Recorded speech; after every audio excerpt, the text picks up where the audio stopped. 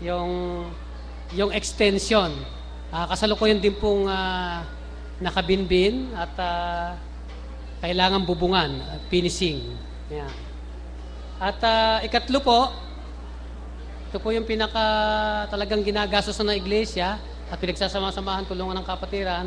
Meron pong bagaman ito proposal pero sinisimula na ng area sa area 3B sa Bulacan. Ano po? Proyekto pong renovation ng kapilya ng Bulak Santa Maria, Bulacan. Bagaman ala pa itong pinagtibay pero pinaiiral na po sa area ng Bulacan. Yun lang pong tatlong yun ang pinakamahalagang naitala natin na project sa taong 2011. Sa natala naman po na may kinalaman po sa donation. May mga donation po kasi, ito po binilin eh. Kabilin-bilinan po ng mga kapatid, huwag nang banggitin yung pangalan. Tama po kasi biblical eh, no po. Sabi ng Biblia, pag nagbigay ang kanan, huwag nang malaman ng kaliwa. Wag kang iihip ng pakaka kapag ikaw ay gumagawa ng pagtulong. Ano? Hindi na po natin babanggitin yung mga pangalan kasi bilin po ng mga tumulong, ng mga nag-donate. Ano? Pero alam niyo po, may sikreto po doon eh. Ang sikreto po doon, sabi ng Panginoon, wag mo ipagsasabi. Di ba? Pero sa kabila po noon, lalong nahahayag. Yun po ang kabaligtaran noon. Ano? Kung natandaan niyo po yung nagpagaling ang Kristo, ibinili niya doon sa pinagaling niya, huwag niyo pagsasabi. Kaloob yun eh, yung pagkapagaling. Pero lalong nahayag. Ang punto ko po doon, yung mga kapatid na nagbibili na huwag na ipahayag, huwag nang banggitin, yung kanilang pangalan, yung mga nagsisitulong, nagdo-donate ng mga kailangan sa iglesia, kahit na hindi natin banggitin yun, hindi malilihim yun. Yung po ang sigurado. Kasi kabaligtaran po ang sabi ng Kristo eh, huwag niyo pagsasabi, pero nahahayag lalo. Ano? Hindi malilihim. Ito po, ang mga nag-donate sa 2011, hindi ko po babanggitin yung mga pangalan, ano? Pero alam niyo po yan, makakilala ninyo. Sa area 2 po, 2 times pong nag-donate ng mga relief goods, mga damit, may mga dilata pa, may mga yung orken goods. Ito po ay pinamahagi natin sa mga kapatiran nangangailangan. Yung priority po talaga, binigyan natin yung mga kapatid na nangangailangan doon sa donation ng Area 2. Ayan. Kapatiran po sa Area 2. Doon naman po sa Area 3A, meron din pong mga kapatid na patuloy na nagbibigay ng bultong bigas dahil nangangailangan ng ating opisina ng pagkain kapag may mga gawain dito.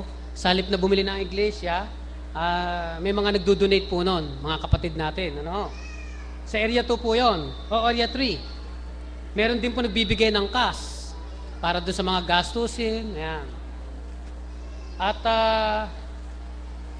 ito pong bagong donation ngayon dito, ayan, yung pong computer natin ngayon.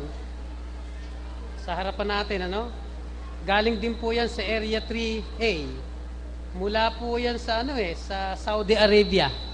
May kapatid tayong tiga Area 3A na nasa Saudi Arabia. Ayan, pinadala yung bagong computer. Kaya ngayon, malinaw po yung ating gawain ngayon. Napapanood ng malinaw sa ibang bansa.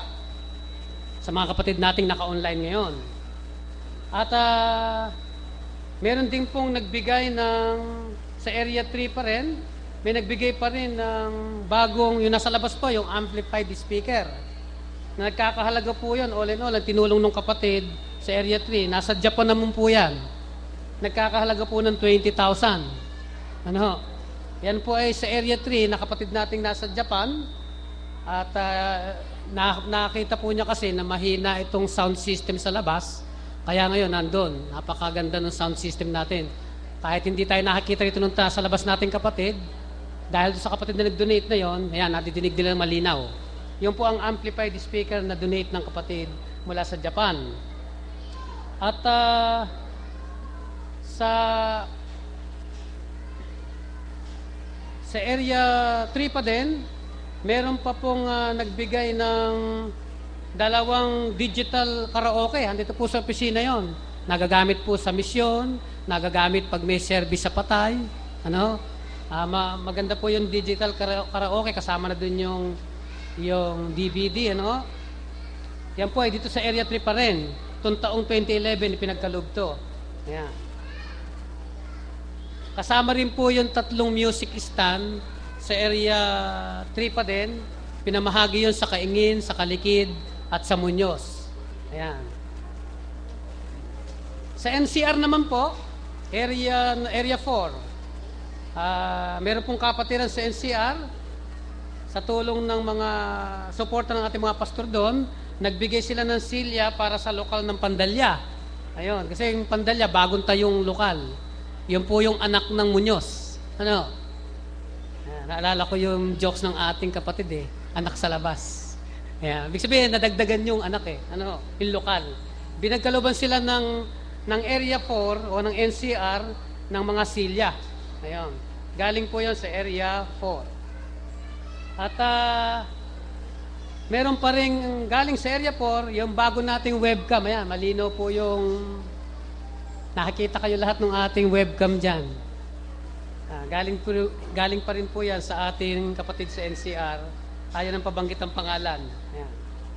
Yun po ang mga natala natin, ang mga donations sa taong ito, na pinakamahalaga. Bagaman marami pang mga nagbibigay, pero yun ang pinakamahalaga na nagagamit natin ngayon. Ano?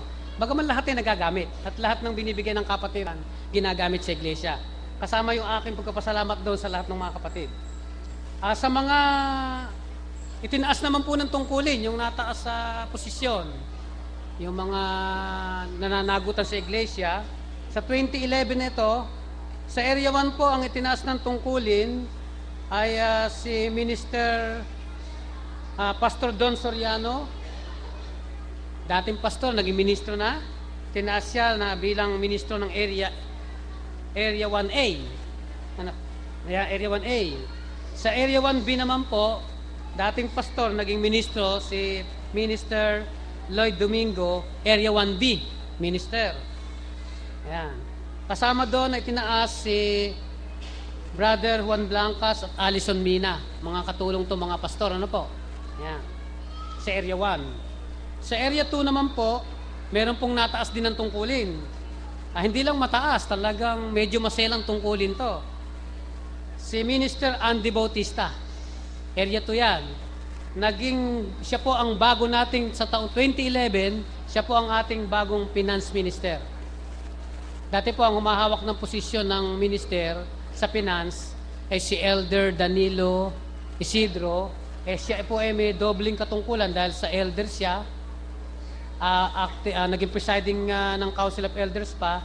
Kaya pinagtibay namin, pinagkaisa namin na si Minister Minister Andy Bautista ang maging Minister on Finance. Yun po ang posisyon ni kapatid na Andy Bautista.